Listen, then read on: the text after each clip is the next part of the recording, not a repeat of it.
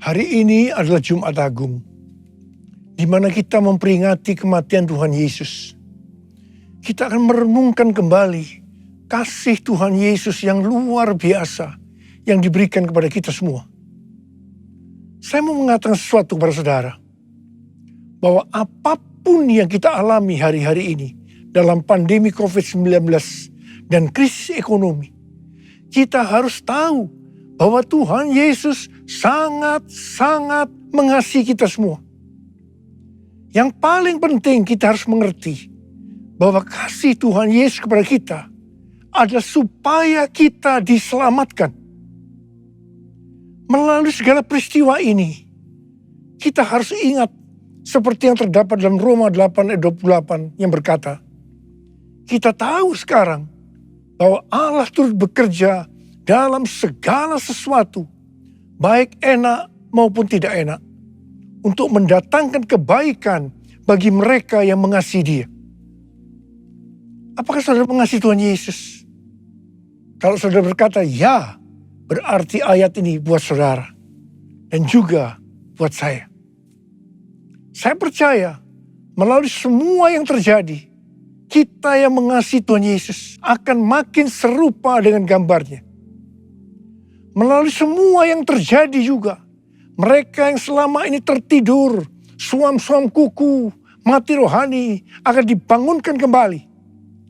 Mereka akan bertobat dan minta ampun kepada Tuhan Yesus. Tuhan Yesus mengingatkan kita agar kita tidak hidup dalam ketakutan, kekhawatiran, kepanikan yang terus-menerus. Karena itu kita harus mengingat firman Tuhan dalam Yesaya 30 ayat 15 bagian B yang berkata, dalam tinggal tenang dan percaya terletak kekuatanmu. Kasih Yesus sungguh indah di dalam hidupku ini.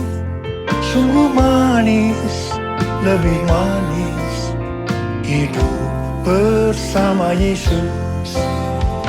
Yesus, nama Yesus, pujilah Dia, kasih-Nya kepada saya sampai selama-lamanya. Yesus, nama Yesus, pujilah Dia, kasih-Nya kepada saya sampai selama-lamanya.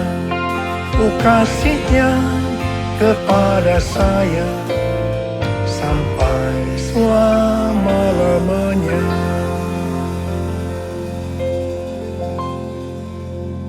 Alkitab berkata, Yesus mati karena dosa-dosa kita. Dia dikuburkan, tetapi pada hari yang ketiga Dia dibangkitkan. Alkitab berkata, semua orang telah berbuat dosa dan telah kehilangan kemuliaan Allah. Upah dosa ialah maut, mati kekal selama-lamanya, tempatnya di neraka. Neraka adalah tempat yang sangat mengerikan. Jangan sampai masuk neraka. Karena itu Tuhan Yesus datang ke dalam dunia ini untuk menyelamatkan kita semua. Bagaimana cara Tuhan Yesus menyelamatkan kita? Alkitab berkata, Tuhan Yesus yang tidak mengenal dosa, dijadikan dosa oleh karena kita. Supaya di dalam Dia, yaitu mereka yang percaya kepada Tuhan Yesus, dibenarkan oleh Allah. Apa arti daripada ayat ini? Tadi dikatakan, semua orang telah berbuat dosa dan telah kehilangan kemuliaan Allah. Upah dosa ialah maut, mati. Jadi Tuhan Yesus harus mati menggantikan saudara dan saya.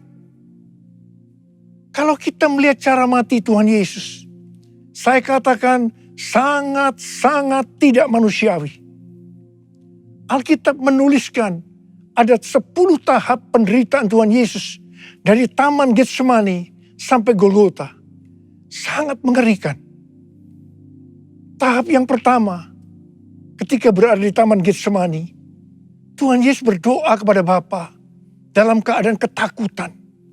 Sampai peluhnya seperti tetes-tetes darah yang jatuh ke tanah. Pada saat itu seorang malaikat turun untuk menguatkan Tuhan Yesus. Tuhan Yesus berdoa kepada Bapa, "Ya Bapakku, jikalau sekiranya mungkin, biarlah cawan ini lalu daripadaku.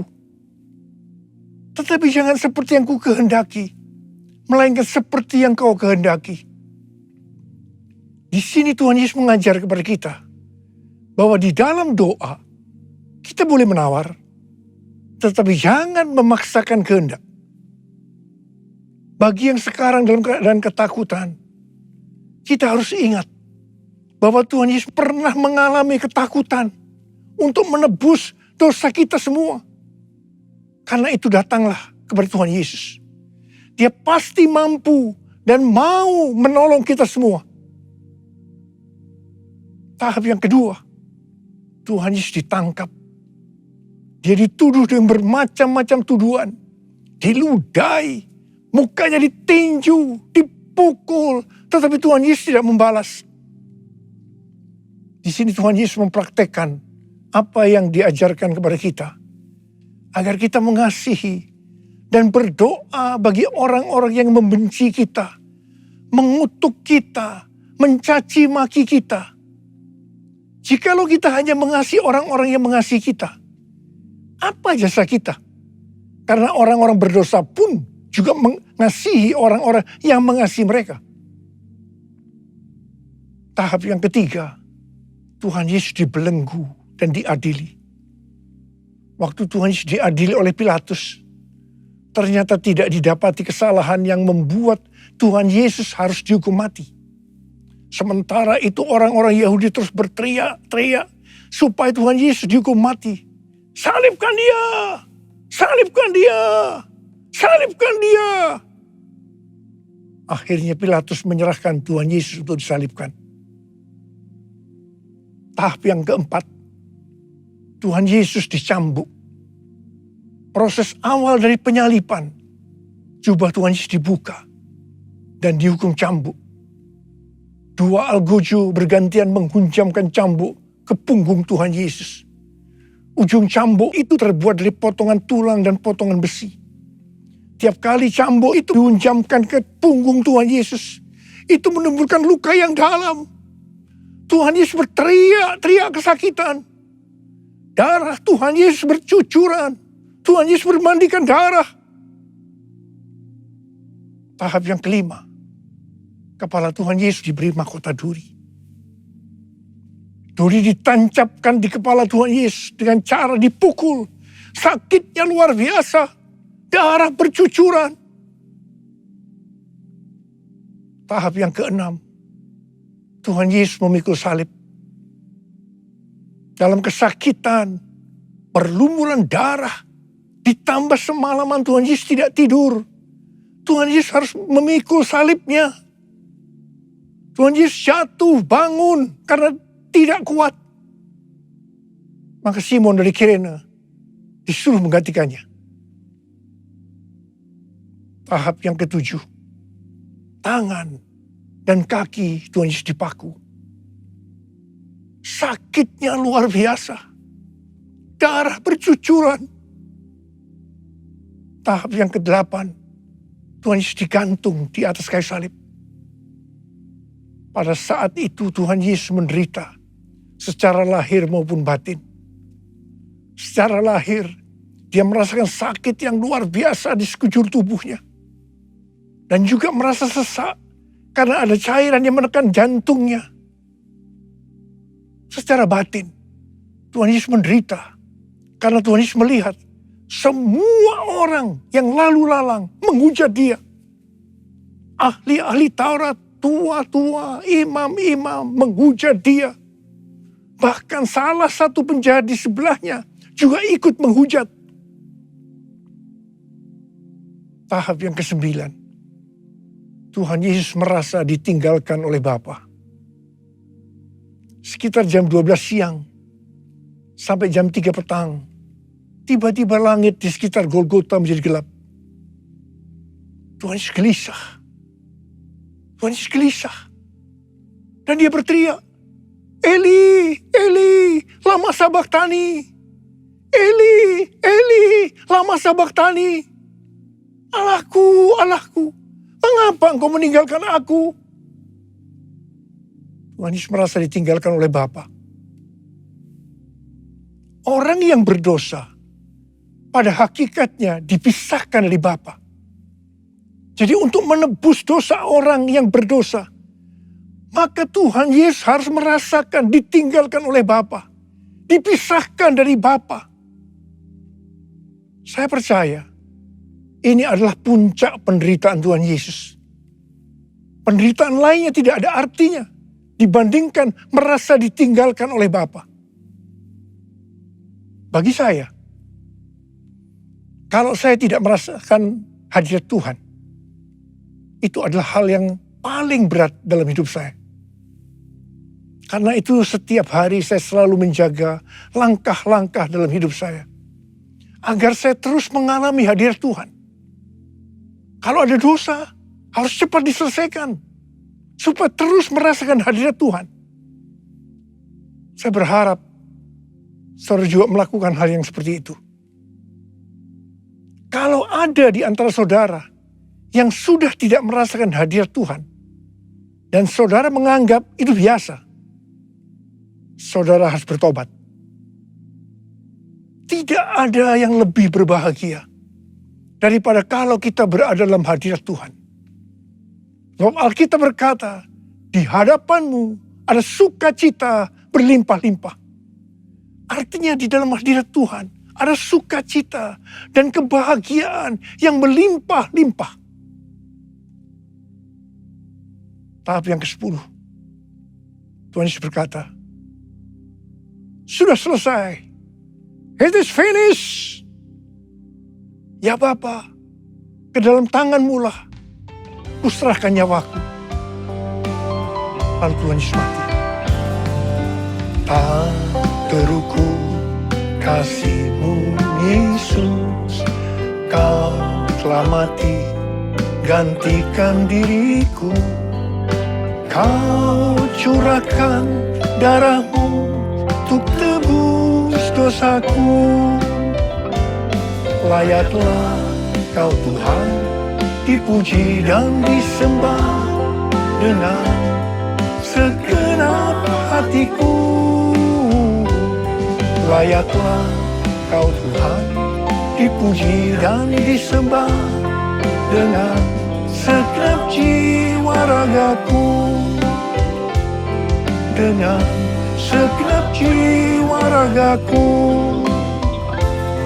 Dengan segenap jiwa ragaku.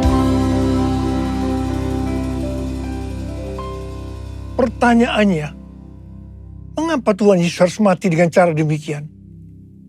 Mengapa tidak dengan cara yang mudah? Dipenggal kepalanya, selesai. Mengapa Tuhan Yesus harus mati dengan bermandikan darah? Alkitab katakan, tanpa penumpahan darah, tidak ada pengampunan dosa.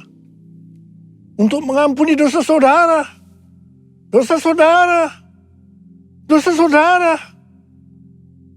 dan dosa saya, Tuhan Yesus harus mati dengan cara demikian. Selain itu, apalagi yang Alkitab katakan dengan cara mati Tuhan Yesus yang seperti itu? Yang pertama, penyakit kitalah yang ditanggungnya. Yang kedua, penderitaan kita yang dipikulnya. Dan oleh bilur-bilurnya kita disembuhkan. Oleh bilur Yesus ku disembuhkan. Oleh bilur Yesus ku disembuhkan. Oleh bilur Yesus ku disembuhkan. Haleluya, amin. Oleh bilur Yesus ku disembuhkan. Oleh bilur Yesus ku disembuhkan. Oleh bilur Yesus ku disembuhkan. Haleluya, amin. Haleluya, amin.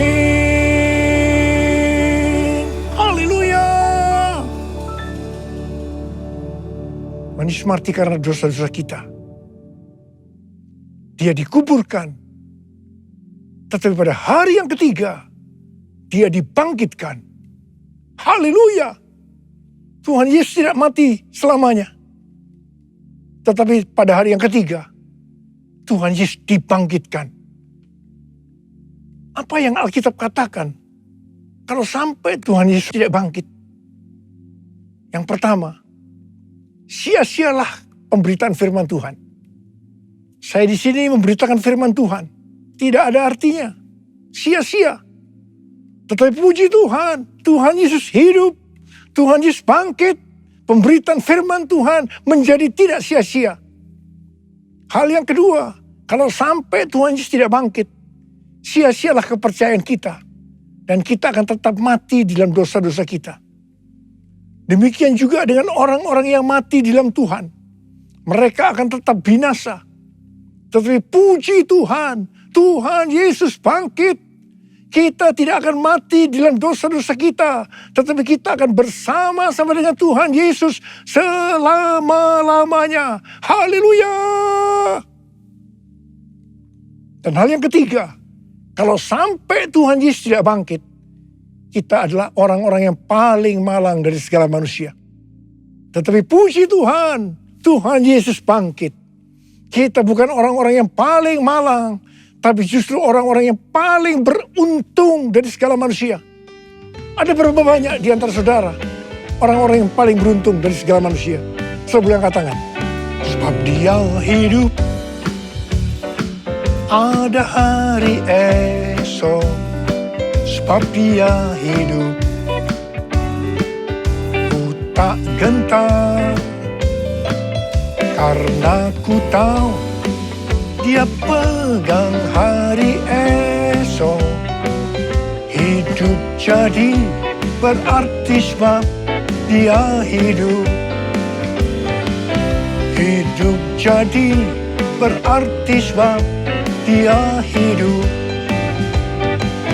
Hidup jadi berarti sebab Yesus hidup. Karena Tuhan Yesus hidup, maka ada hari esok. Karena Tuhan Yesus yang pegang hari esok saudara dan saya, dia hidup. Dia berkata kepada kita, jangan kamu takut, jangan kamu khawatir, jangan kamu panik. Karena Tuhan Yesus hidup, maka mujizat-mujizat yang dilakukan oleh Tuhan Yesus 2000 tahun yang lalu masih ada sampai dengan hari ini. Orang buta melihat, orang lumpuh berjalan, orang tuli mendengar, orang mati dibangkitkan, orang kusta menjadi tahir, dan kepada orang miskin diberitakan kabar baik. Karena Tuhan Yesus hidup, kita akan melihat Pentakosta yang ketiga akan digenapi. Di mana melalui semua peristiwa yang sedang terjadi saat ini, penuaian jiwa yang terbesar dan yang terakhir sebelum Tuhan Yesus datang kembali terjadi.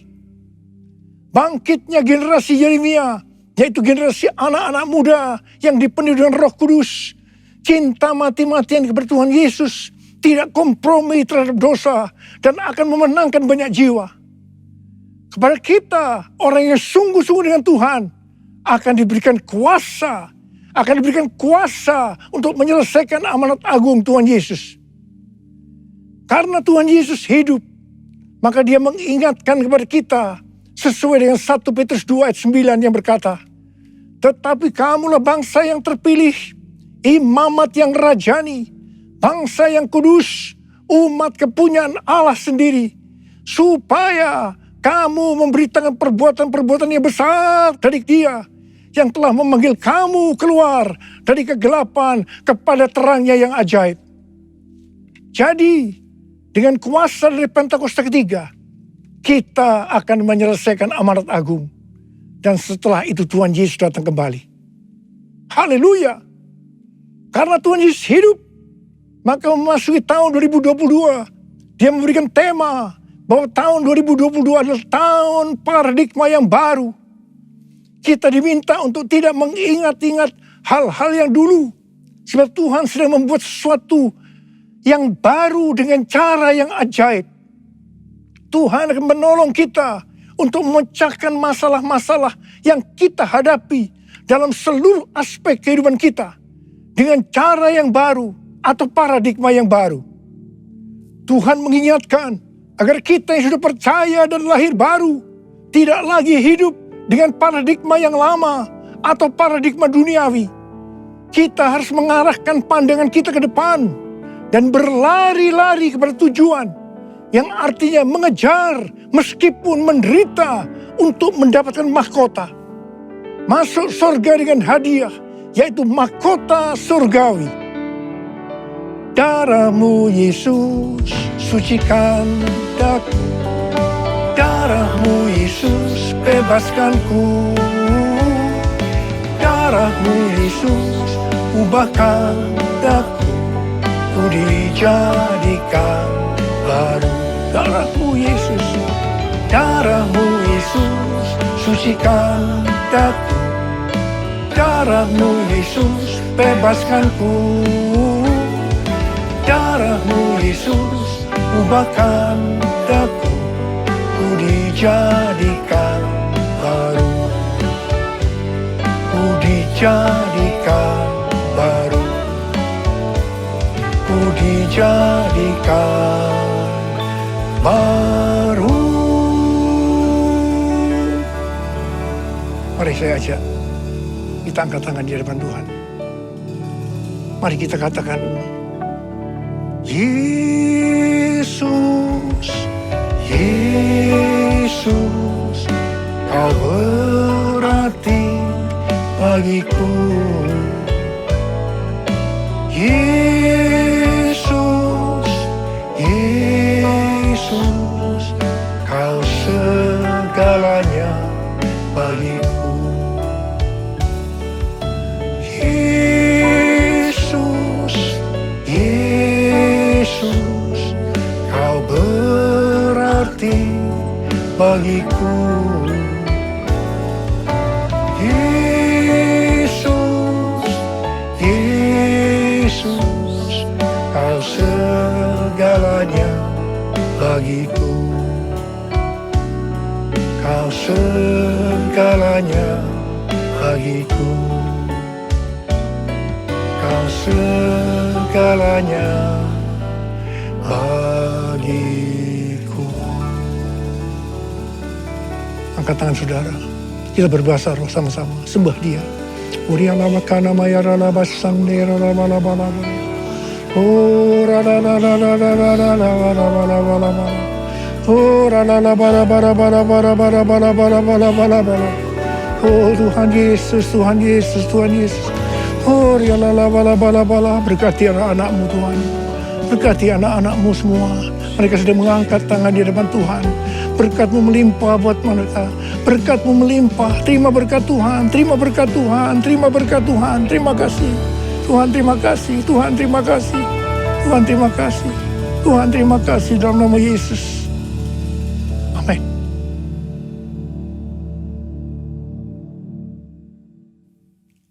Mari saudara-saudara, kita akan masuk dalam perjamuan kudus. Kita akan mengingat ayat ini. Sebab setiap kali kamu makan roti ini dan minum cawan ini, kamu memberitakan kematian Tuhan sampai Ia datang. Perjamuan kudus adalah perjamuan Tuhan Yesus sendiri. Setiap kali kita masuk dalam perjamuan kudus, Tuhan Yesus selalu berkata, biarlah ini menjadi peringatan akan daku. Peringatan akan daku. Karena itu mari arahkan hati kita kepada kebaikan Tuhan. Kita akan mengingat kebaikan Tuhan. Supaya kita lebih mengasihi Tuhan Yesus. Supaya kita lebih mengasihi satu dengan yang lain. Mari tundukkan kepala. Bapa, siapakah kami sebelum kami mengenal Engkau? Kami semua orang berdosa. Upah dosa adalah maut, mati. Mati kekal selama-lamanya. Tapi Engkau ya Aba, yang tidak berdosa, telah jadikan dosa oleh karena kami. Engkau harus turun dari surga mulia, mati ganti kami dengan penderitaan yang luar biasa. Sungguh kalau kami pikirkan Bapa, betapa baiknya Engkau itu. Kau jadikan kami sebagai anak-anak-Mu. Engkau tuntun, Engkau bela, Engkau lindungi, Engkau berkati. Engkau sembuhkan kami. Engkau tegur kalau kami salah, ya Aba. Itu Engkau ya Aba, itu Engkau. Tuhan akan memberkati kita semua melalui perjamuan kudus. Tapi Tuhan mau kita makan dan minum dengan cara yang benar. Karena itu masing-masing kita introspeksi. Mari kita periksa diri kita saat ini. Kalau Tuhan ingatkan ada dosa yang belum diselesaikan, langsung kita minta ampun. Minta ampun di hadapan Tuhan. Ampuni saya Tuhan, ampuni. Ampuni saya Tuhan, ampuni saya. Kau melihat anak-anakmu yang sedang meminta ampun kepadamu Tuhan. Kau melihat mereka. Engkau begitu rindu untuk memberkati kami semua. Ya Tuhan, lihatlah anak-anakmu Tuhan. Ampuni kami, ampuni kami. Kami akan masuk dalam perjamuan kudus dengan hati yang penuh ucapan syukur. Dalam nama Yesus kami berdoa. Amin. Sekarang mari kita angkat roti di tangan kanan kita tinggi-tinggi. Sebab apa yang telah kuteruskan kepadamu telah aku terima dari Tuhan. Yaitu bahwa Tuhan Yesus pada malam waktu diserahkan mengambil roti. Dan sesudah itu ia mengucap syukur atasnya. Dia memecah-mecahkannya dan berkata, inilah tubuhku yang diserahkan bagi kamu. Perbuatlah ini menjadi peringatan akan aku. Saudara kasih Tuhan, bukankah roti yang kita pecah-pecahkan ini adalah persekutuan kita dengan tubuh Kristus? Mari kita makan dalam nama Yesus.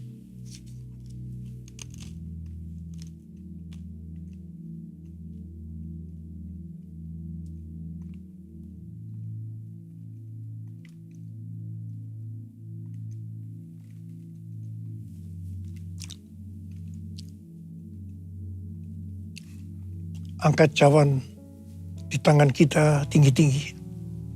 Demikian juga yang mengambil cawan sesudah makan lalu berkata, cawan ini adalah perjanjian baru yang dimeteraikan oleh darahku. Perbuatlah ini setiap kali kamu meminumnya menjadi peringatan akan aku. Saudara dikasih Tuhan, bukankah cawan pengucapan syukur yang atasnya kita ucapkan syukur adalah persekutuan kita dengan darah Yesus? Mari kita minum dalam nama Yesus.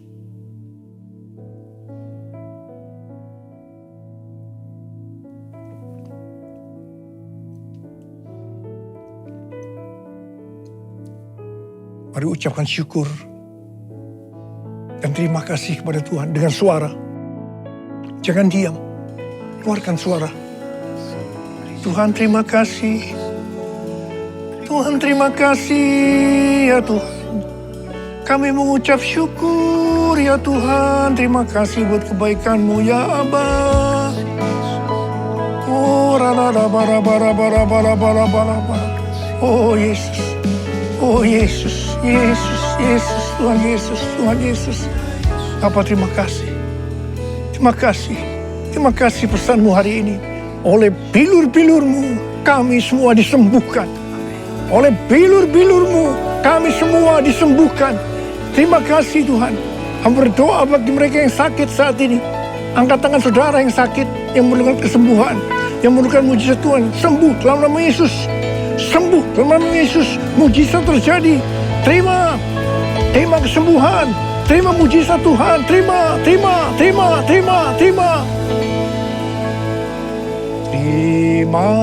kasih Yesusku, terima kasih Yesusku. Puji syukur hanya bagi Tuhanku. Terima kasih Yesusku. Terima kasih Yesusku, puji syukur hanya bagi Tuhanku. Terima kasih Yesusku, terima kasih Yesusku, puji syukur hanya bagi Tuhanku. Terima kasih Yesusku, terima kasih Yesusku. Puji syukur hanya bagi Tuhanku. Puji syukur hanya bagi Tuhanku. Puji syukur hanya begitu.